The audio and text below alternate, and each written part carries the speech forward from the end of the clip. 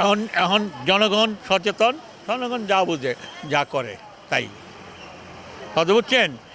এই যে জনগণ যে করবে কি করবে এটা বলা মুশকিল। কারণ এই যে এখন বর্তমানে যে সরকারের একটা পুরাটা অবৈধ, বৈধ না।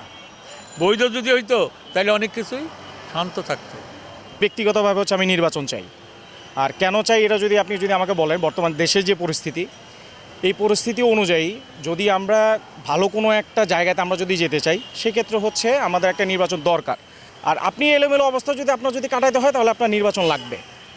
আর আমরা যারা হচ্ছে মানে খেটে খাওয়া মানুষ, আমরা যারা কোনো একটা কোম্পানির আন্ডারে চাকরি করি, আমরা হচ্ছে নিজেদের যে একটা স্যাটিসফ্যাকশন যেটা আছে, যেমন হচ্ছে আমরা এখন বাসা থেকে বের হলে আমাদের কাছে মনে হয় যে অফিস শেষ করে বের হয়েছি, বাসায় যাচ্ছি, নিরাপত্তাহীনতায় ভুগতেছি।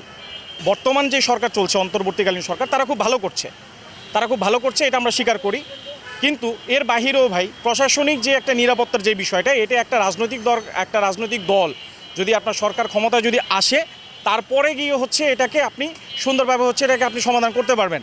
আদারওয়াইজ যে স্বল্প সময়ের মধ্যে আমার কাছে মনে হয় না যে খুব বেশি একটা সংস্কার আপনি করতে পারবেন।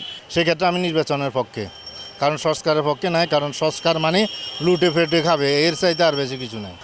মানে যুদ্ধের পর থেকে অনেকভাবে এই দেশ সংস্কার হয়েছে, কিন্তু আসলে সংস্কারের নামে সব মূলা ঝুলানো হচ্ছে, কিন্তু কোনো সংস্কার হচ্ছে না। সেই ক্ষেত্রে আমি চাইতেছি অতি শীঘ্রই নির্বাচন, কারণ এই বঙ্গুর যে বাংলাদেশ মাথা উঁচু করে দাঁড়িয়ে যাচ্ছিল, এই সংস্কারের নাম দিয়ে আসলে তারা দেশটাকে ধ্বংস করে ফেলতেছে। তা আমি চাইতেছি অতি সত্ত্বর নির্বাচন, কারণ নির্বাচনের মাধ্যমে একটা সুস্থ প্রশাসনিক লাইন থেকে বাংলাদেশের ভিত্তি ভালো অবস্থানে দাঁড়াবে।